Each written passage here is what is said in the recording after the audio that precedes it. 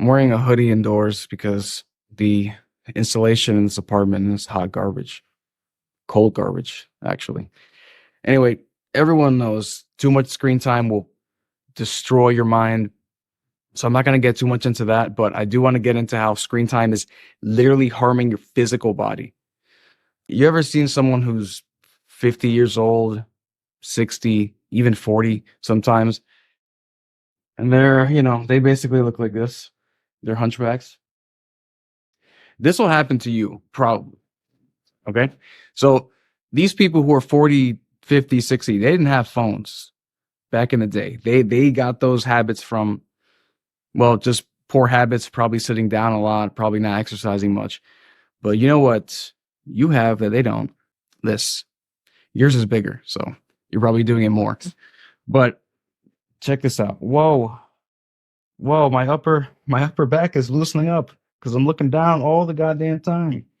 Yes, I know. Need screens to function in my modern society. I understand this. However, the amount can change. Okay. If you're doing this all the time, you're going to be the worst hunchback. So, a few things you can do to combat that. I had a friend of mine who actually suggested something. I can do this more easily now because my phone is tiny. You look at your phone like this. Now your back is great. It's a little weird, but health wise, it checks out, right? Now, like I mentioned before, when you're doing this, your upper back is loosening. So, first of all, if you're not doing a lot of pulls in general for exercise, you're already fucking up. Right? Most people, most men, push, push, push, push, push, and their anterior chain in the front gets tight, which means the back gets loose because there's no balance there, right? So, you just start pulling more than you have before, first of all, right?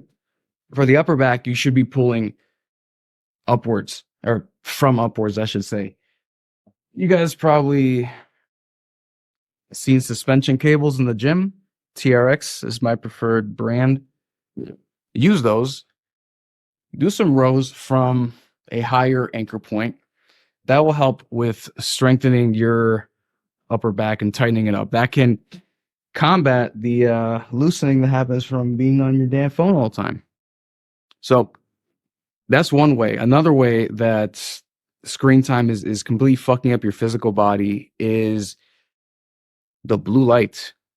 Now, I know a lot of you guys do this. You're on your phone in bed. Stop doing that shit, okay? Just stop doing that because it's the blue light from the screen is telling your brain. I'm talking bro science. I'm not using scientific studies or terms here. The blue science, the blue light from the screen is going into your brain, and your brain's like, "Whoa, it's time to be awake." And this is causing you to sleep like garbage and to sleep later. All right. So what you got to do is, first of all, you should have I think on Android it's called Night Lights. On Apple, I think it's called Night Mode Dark. I don't know what it's called, but it basically makes your screen kind of orangey. I would recommend putting that on and setting it up so it's on either all the time, like I have it, or at certain times of day, maybe sunset. You can do this on your computer as well. I believe it's called Nightlight on Windows as well. For Mac, I don't care. You guys deserve it. So if you're not going to do that, or rather, in addition to that, or if you're not going to do that, I also recommend getting blue light glasses. You use both together, and it's great. In the evening, if you have to use a screen, you use both together. Your eyes are they're just blocking the blue light as much as possible.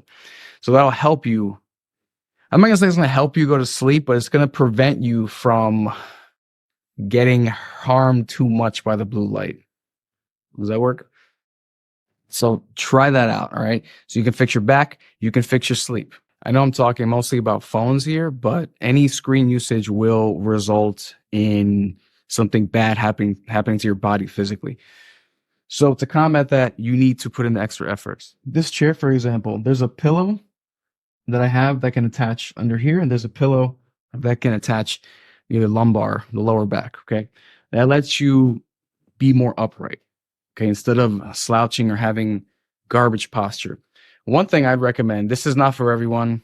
I know most of you guys hunt and peck when you type on the keyboard, but if you don't need to look down too often, which I recommend learning touch typing just so you don't have to, break your neck so much looking down, is getting a split keyboard.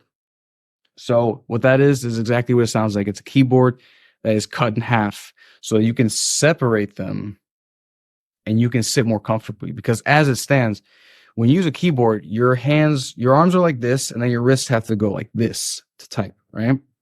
That's fucked. So what I do is have a split keyboard. I actually got this new one. So mine is cut into two. It has the pads built in, so it's comfortable wherever.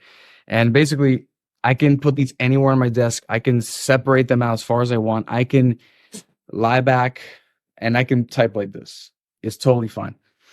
And that is much more sustainable for your wrists than doing what normal keyboards have you do.